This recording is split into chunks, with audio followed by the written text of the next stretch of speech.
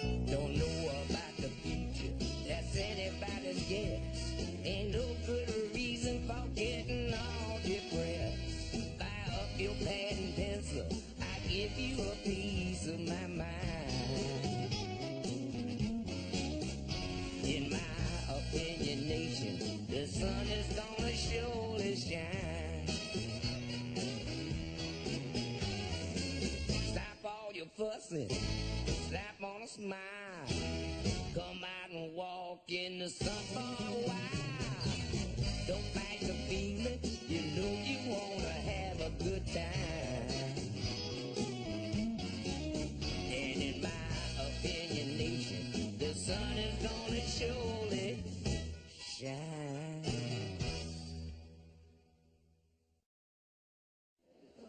Hey, who do you think has it tougher, guys or girls? Guys. Definitely girls. We have to go through labor, PMS, getting a bad perm. What could be worse than that? Being with a girl in labor. Being with a girl who's got PMS. Being around a girl with a bad perm. Being around oversensitive chicks. We don't need you. We don't need any of you. Hi, Tammy. Can I carry your books?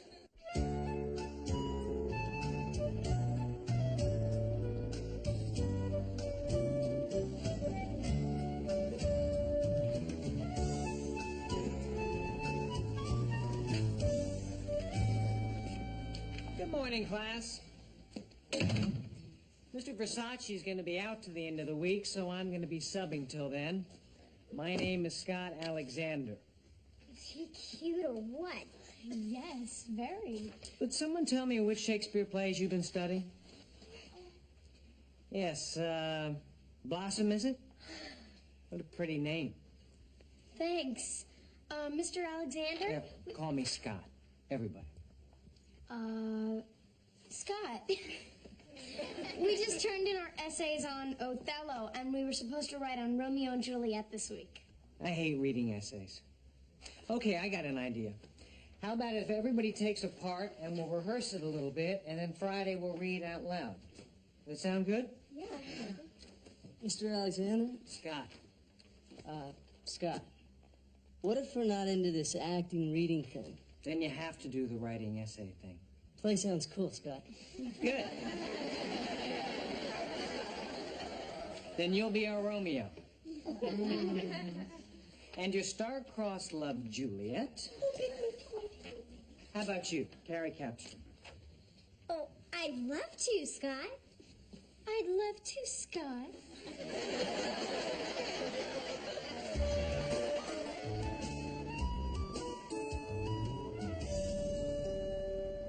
Oh, man, the Stones are in town Monday night. You know, this could be the last time they ever tour. Dad, do you know somebody who knows somebody who might be able to get me a ticket? What do you mean, do I know somebody who knows somebody? I am somebody. I can get you tickets. Really? That'd be great, Dad. Thanks. I didn't think you had those kinds of connections. Can you believe that? You know, I didn't think you had those kind of connections. Well, how are you going to get him tickets? Awesome. I know Mick Jagger. We played a gig together at the Cow Palace in '79. I told you that Mick Jagger story before, huh? Every time you see lips. I know Mick Jagger. I've got his number right here. Let's see. J. So, how was school today? Actually, kind of disappointing. See, we had this fantastic substitute, and he wants us to read Romeo and Juliet aloud, and I got stuck with... Jagger! I got it! Oh, I don't know Mick Jagger, huh? I just happen to have his home phone number right here. My pal Mick. The Mixter. The Mick Man. Hello, Mick Jagger, please. Nick Russo calling. Oh. Thank you very much. That's nice to know. Well? Well, either Mick's changed his number or he's Chinese and open for lunch.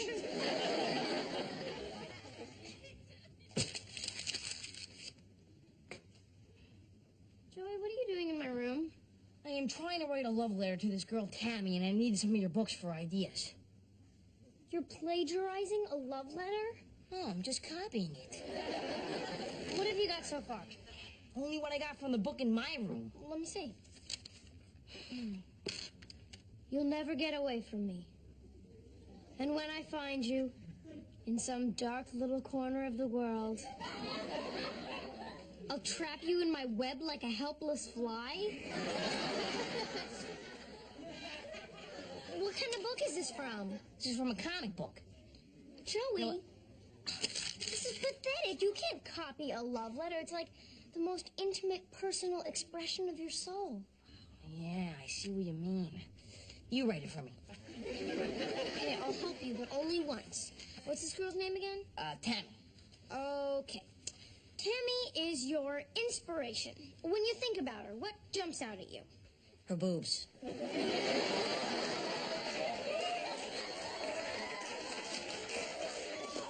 Joey, I'm looking for romance here. Think about her eyes. What do they remind you of?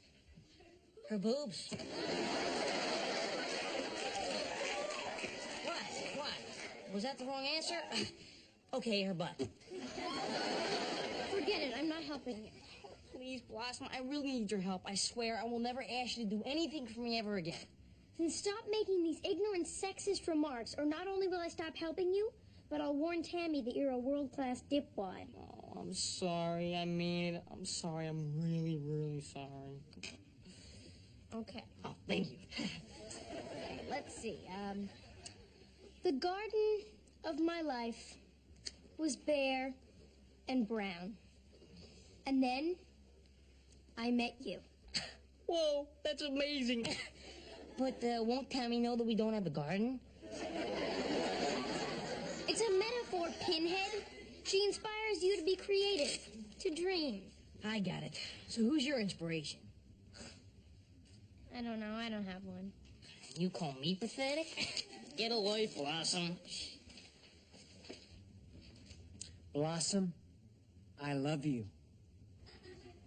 Mr. Alexander. I had no idea.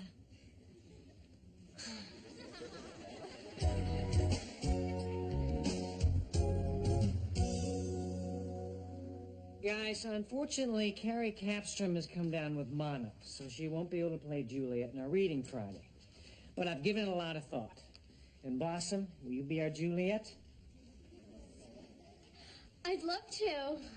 Since you're coming into this at the last minute, do you want to stay after school and work with me on some of the monologues? Yeah, sure. Where do you need me? Scott. Great. Okay, so for today, let's start with the balcony scene, all right? Okay.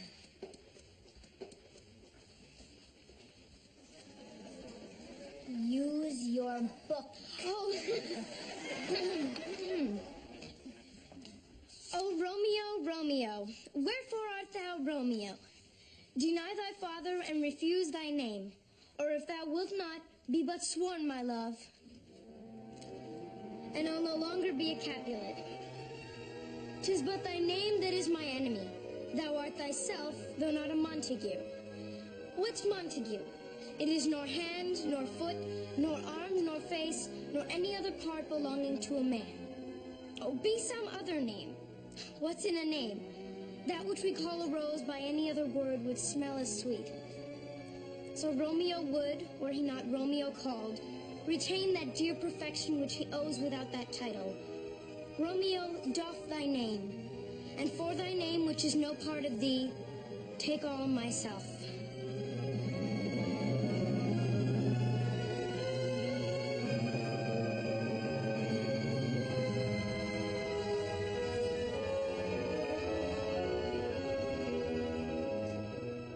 For ne'er was there a story of more woe than that of Juliet and her Romeo. Oh, that was terrific. That's great. If I wasn't working on a teacher's salary, I'd take the show on the road. And it sure beats the hell out of writing essays, doesn't it? Goodbye, everybody. Thanks for a great week.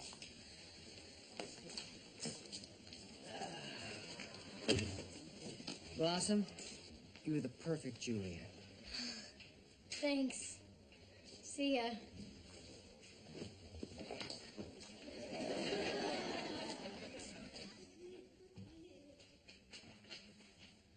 Look, What I'm about to say is gonna totally embarrass me, but since I'll probably never see you again, here goes. For the last week, I have had the largest possible crush on you. You're so brilliant and so passionate and so interesting and so, here's what I think. 10 years from now, I'll be all grown up and maybe you'll wonder whatever happened to that full of potential girl who played Juliet. Well, here. My address and phone number. If we don't move for the next 10 or 15 years, you'll, know where to reach me. Blossom. Please. Even if you're gonna throw it away, just put it in your pocket for now. Blossom, Don't say anything, Scott. Let's just let it end like this. And now my garden blooms with love. Someday I'd like to see your garden. We don't actually have a garden. It's a pinafore. Oh.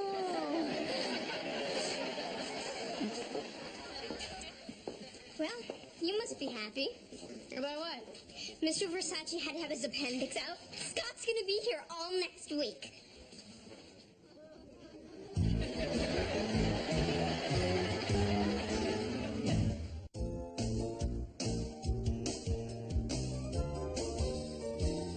Blossom, it worked.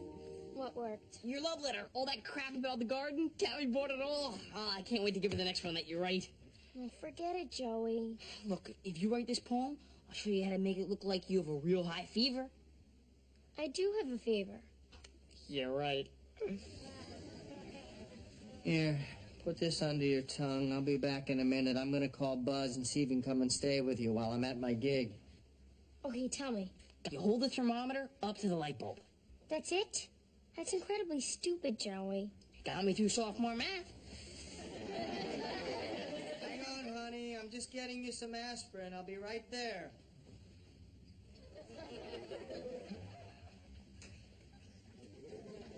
All right.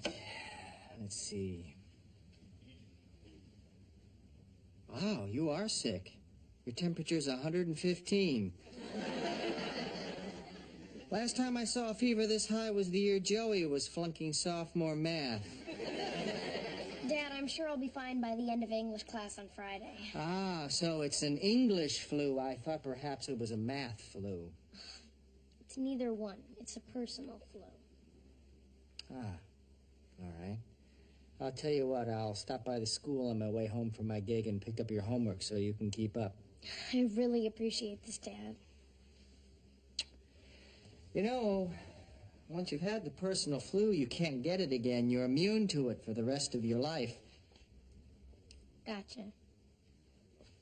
Great. Thanks a lot. Anthony, I'm glad you're home. I just got Mick's home phone number. I'm about to call him. You're calling Mick Jagger? Should I get the video camera? No, just sit down and watch a master at work. Hello, is this the Jagger residence? It is? Is Mick home? It's Nick Russo calling. No, Nick. I want Mick. Nick.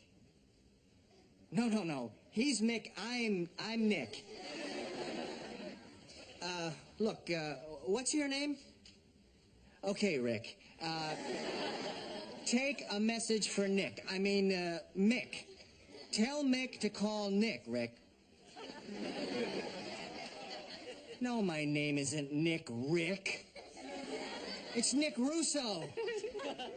Hang on a second, Rick. I'm having a little problem with my phone.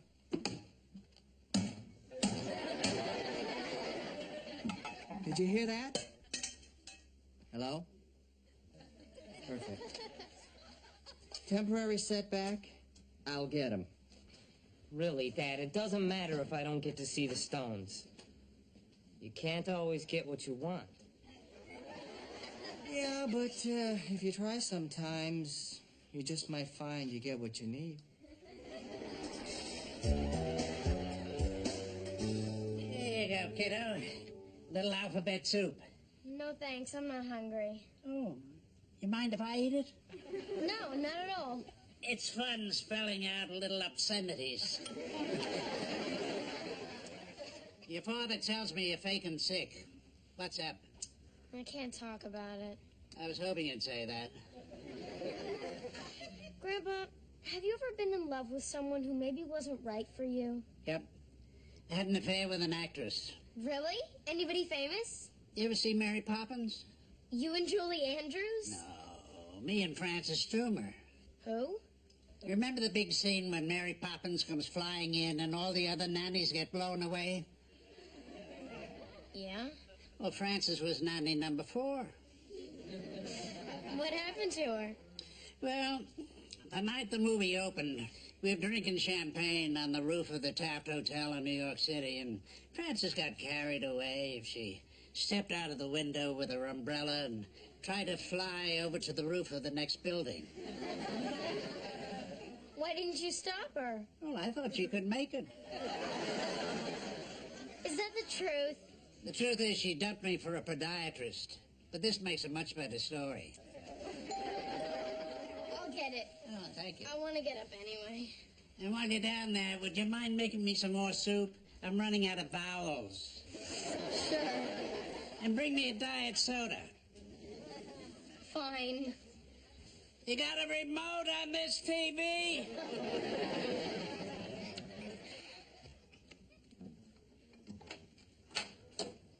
How come you're faking sick? Sick, shouldn't you be in gym? I'm ditching. Coach Crawford's making us watch those health films again. Mr. Sperm? Mm-hmm. Anyway, Scott asked about you. Scott Alexander? Our teacher? What did he say exactly? First, he called her name in roll. How? Blossom. Blossom or Blossom Russo? Blossom. Really? No kidding. Then what'd he say? Then he said, I hope she's not feeling sick. He didn't. He did. He seemed really concerned. God, I made such a fool out of myself on Friday. I'm not so sure about that. Because after class, he comes up to me and goes, if you see Blossom, tell her I'd love to talk to her soon. Love to or like to? Love to. Oh, my God. I gotta get dressed. If I hurry, I can make it before he leaves school. Help me pick something out.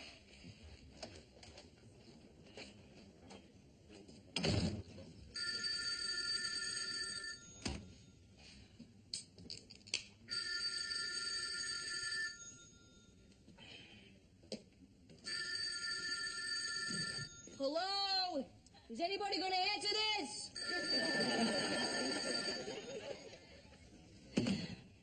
Hello? No, he's not home right now. Who's this? Yeah, right. Well, if you're Mick Jagger, how'd you get this number? Oh, nice try. Listen, I'd like to talk more Mick, but Paul McCartney's here with my pizza. Hey, Joe. Hey, Dad. Let it ring. This is some jerk making a phony phone call.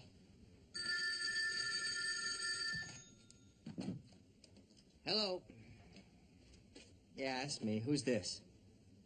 Mick! So you do remember me. Yeah, Nick Russo. No, not the caterer. I sat on keyboards at the Cow Palace in '79 when Ian had his tonsils out. Yeah, that's me. No, the white guy.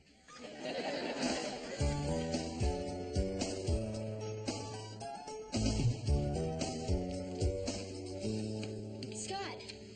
Blossom, your dad just left here 20 minutes ago with your homework. How are you feeling? Better, thanks. Good. You left here Friday before I had a chance to talk with you.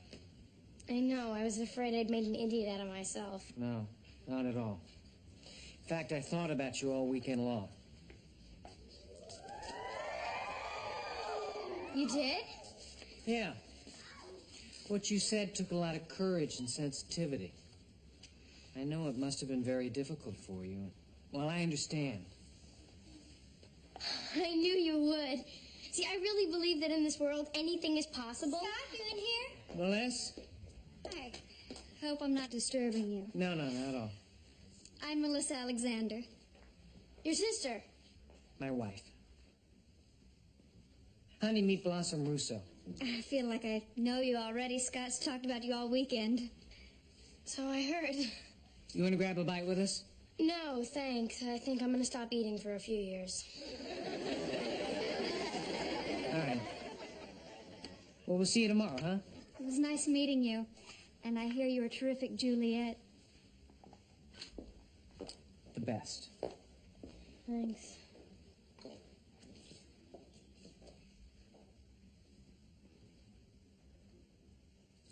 I'm sorry, Blossom. You were saying something?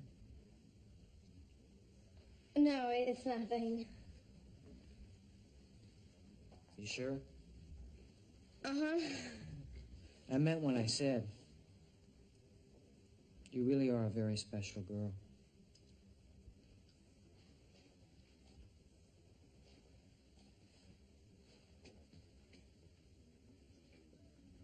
Bye, Scott.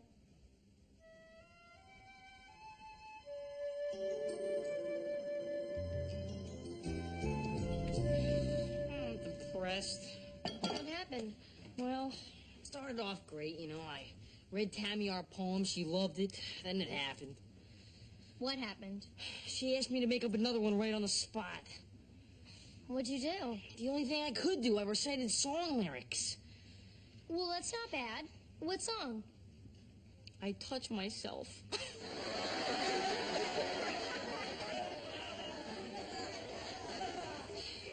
You didn't.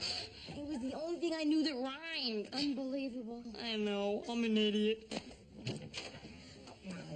Blossom, you won't believe this. After the concert, we got to go backstage and meet Mick Jagger and the Stones. Except for Keith. He had to split. He was going to just say no dinner. That's great. So I guess Mick remembered you, Dad?